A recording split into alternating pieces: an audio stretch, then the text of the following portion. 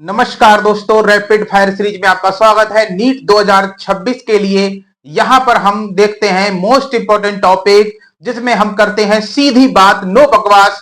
तो इसी के साथ आज का जो हमारा टॉपिक है वो है फीमेल रिप्रोडक्टिव सिस्टम। देखते हैं यहाँ पे क्या क्या होता है। तो हर मेल रिप्रोडक्टिव सिस्टम की तरह ही फीमेल रिप्रोडक्टिव सिस्टम में भी दो तरह के यहाँ पे ऑर्गन्स होंगे, जिनको कहा जाएगा प्राइमरी सेक्स ऑर्गन। और प्राइमरी सेक्स ऑर्गन में आती है ओवरीज, जो कि दो होती हैं, और सेकेंडरी सेक्स ऑर्गन जो इनकी हेल्प करते हैं, इसमें आते हैं तीन पार्ट, जिसमें डक्ट्स होती हैं, ग्लैंड्स हैं और एक्सटर्नल जेनिटेलिया है। इनमें से सबसे ज्यादा जो इंपॉर्टेंट क्वेश्चंस बनते हैं वो बनते हैं ओवरी से और इसके अलावा इन डक्ट से।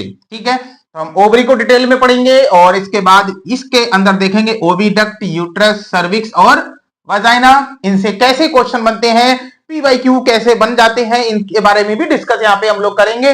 ग्लैंड्स में फीमेल में बर्थोलियन ग्लैंड होती है और एक्स्ट्रा जेनिटेलिया में मोन्स पिबिस होता है, लेबियम मेजोरा होता है, लेबियम माइनोरा होता है, क्लोट्रिस होता है और हाइमेन होता है। तो इसके साथ ही हम यहाँ पे शुरू करते हैं। पहला हमारा ये ओवरीज, जिसको हम कहते हैं प्राइमरी सेक्स ऑर्गन, ओवरीज के बारे में। तो अब हम बात करेंगे ओवरी के बारे में। तो देखिए, ओवरी जो है वो दो होती हैं, यानी पेयर्ड होती हैं, और ये एक मीजोडर्मल ऑर्गन है। मीजोडर्मल का मतलब होता है कि तीन तरह की जर्मिनल लेयर होती है, जिसमें ये मिडिल वाली लेयर से जो है वो आपके प्रोड्यूस होते हैं। और ये कहां पाए जाते हैं, तो ये जो लोअर साइड होती है, लोअर एब्डोमेन होता है, उसी को साइंस की भाषा में कहते हैं पेल्विक। तो ये पेल्विक रीजन में पाए जाते हैं। और जो ओवरीज होती हैं वो एब्डोमेन के अंदर होती हैं, इसीलिए इनको इंट्रा एब्डोमिनल भी कहा जाता है। इसके अलावा ये जो ओवरीज है ये किससे कनेक्टेड होती हैं, तो एक तरफ तो ये पेल्विक बॉल से कनेक्टेड होंगी, जिसको आप एब्डोमिनल बॉल भी बोल सकते हो, और दूसरी तरफ ये यूट्रस की जो बॉल होती है उससे कनेक्टेड होती हैं। किसके द्वारा कनेक्टेड होती हैं, तो याद रखेंगे लिगामेंट्स के द्वारा ये कनेक्टेड होती हैं। पर्टिकुलर ओवरी की अगर हम बात करते हैं, इसकी साइज की बात करते हैं, तो ये 2 से 4 सेंटीमीटर इनकी लेंथ होती है। अब ओवरी की अगर बात करें, यहाँ पे देखिए एक स्ट्रक्चर है ओवरी का। तो ओवरी के आउटर लेयर जो होती है वो एपिथेलियम टिश्यू की बनी होती है, ये ध्यान रखना है आपको। और इसका जो इंटरनल स्ट्रक्चर है वो स्ट्रोमा से बना होता है, और स्ट्रोमा जो है वो क्या एक टाइप का कनेक्टिव टिश्यू होता है। मोस्ट इंपॉर्टेंट चीज है नीट एग्जाम के लिए याद रखना है कि स्ट्रोमा क्या है। तो स्ट्रोमा एक कनेक्टिव टिश्यू है जो इसका इनर पार्ट बनाता है। स्ट्रोमा के दो पार्ट होते हैं। तो स्ट्रोमा का जो अंदर वाला हिस्सा है, ये वाला हिस्सा है, ये मेडुला कहलाता है, और इसमें ब्लड वेसल्स होते हैं, इसमें लिम्फ वेसल्स होती हैं, और साथ ही साथ इसमें नर्व्स भी होती हैं। और ये स्ट्रोमा का जो आउटर लेयर पार्ट है, ये वाला, यहां पर आप देखेंगे, यहां पर, तो ये यहां पर ओवेरियन फॉलिकल्स होते हैं। ये क्या है, ओवेरियन फॉलिकल्स हैं। तो इसी चीज को हमने यहां पर भी लिख दिया है। स्ट्रोमा जो है इसके दो पार्ट है, एक है कॉर्टेक्स और दूसरा है मेडुला। कॉर्टेक्स में ओवेरियन फॉलिकल्स होते हैं, आगे चलकर यही क्या करेंगे, ओवम का फॉर्मेशन करेंगे। और जो मेडुला में क्या होते हैं, ब्लड वेसल्स होती हैं, लिम्फ वेसल्स होती हैं और नर्व्स होती हैं। तो ओवरऑल कहीं ना कहीं ये है ओवरी का स्ट्रक्चर। इसके बाद हम आगे बढ़ते हैं। इन सब के अलावा ओवरी के दो मेन फंक्शन होते हैं। कोई भी देखिए प्राइमरी सेक्स ऑर्गन होता है, उसके दो ही फंक्शन होते हैं, डुअल फंक्शन होते हैं।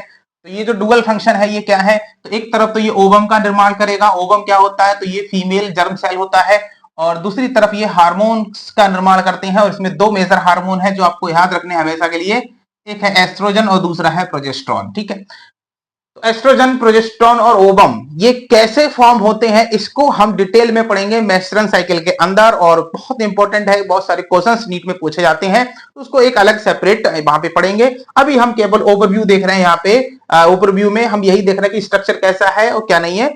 बाकी इसी चीज को हम दोबारा एक बार इसका पूरा एक्सप्लेनेशन करेंगे, दोबारा से इसके इंटरनल स्ट्रक्चर पर जाएंगे, लेकिन वो नेचुरल साइकिल के लिए आप वेट करेंगे, तब तक इसको हम आगे बढ़ते हैं। तो इसी के साथ आप देखोगे कि ओवरी जो है वो हमारी कंप्लीट हो गई यहाँ पे। तो देखिए ये है फीमेल रिप्रोडक्टिव सिस्टम का आपका लेआउट। इसमें क्या क्या कौन कौन सी चीज है, तो इन्हीं सबको हम यहाँ पे पढ़ने वाले हैं। देखिए ये है यूट्रस, ये यहां से लेके यहां तक ये पूरा यूट्रस है, और जिसको हम बोलते हैं कि ये इसका जो शेप है इन्वर्टेड पियर की तरह है, मतलब उल्टी नाशपाती की तरह ये शेप है। और ये इसका इंटरनल जो कैविटी है वो है, जिसको हम यूट्राइन कैविटी कहते हैं। ऊपर का हिस्सा ये यूट्राइन फंडस कहलाता है। तो ये यहां से लेके इतना ये यूट्रस है। फिर इसके आगे यूट्रस का ये जो माउथ होता है उसको सर्विक्स कहते हैं, यानी यूट्रस के आगे जो माउथ बनता है उसको सर्विक्स कहते हैं। और सर्विक्स के आगे ये जो पैसेज बनता है इसको सर्वाइकल कैनाल कहते हैं, और सर्वाइकल कैनाल के आगे ये वजाइना कहलाता है। ठीक है। सर्वाइकल कैनाल और वजाइना इन दोनों को मिलाकर ही बनता है बर्थ कैनाल, और ये क्वेश्चन जो है नीट में पूछा जा चुका है। तो इस तरह से बन जाते हैं क्वेश्चन, स्टेटमेंट में ये क्वेश्चन आया था, ठीक है, कि बर्थ कैनाल जो है वो कहते हैं, उस चीज को नहीं कहते हैं। तो याद रखना है आपको, सर्वाइकल कैनाल और वजाइना दोनों कंबाइंड रूप से बर्थ कैनाल कहलाती हैं, ये आपको ध्यान रखना है। इसके बाद इसी में फिर हम आगे देखेंगे, ये जो है ये ओवरीज है, एक ओवरी ये है, एक ओवरी ये है, ठीक है, ये ओवरीज हो गई। इधर ये लिगामेंट है, इधर ये लिगामेंट है, जो हमने पढ़ा था कि लिगामेंट से जुड़े होते हैं ये इधर और इधर। फिर इसके बाद ओवरी के बाद ये यहां से शुरू होती है फैलोपियन ट्यूब, तो यहां से फैलोपियन ट्यूब शुरू होती है और शुरू होते होते यूट्रस तक जाती है। फैलोपियन ट्यूब शुरू होगी, शुरू होते होते यूट्रस तक जाएगी। फैलोपियन ट्यूब के 3 हिस्से होते हैं।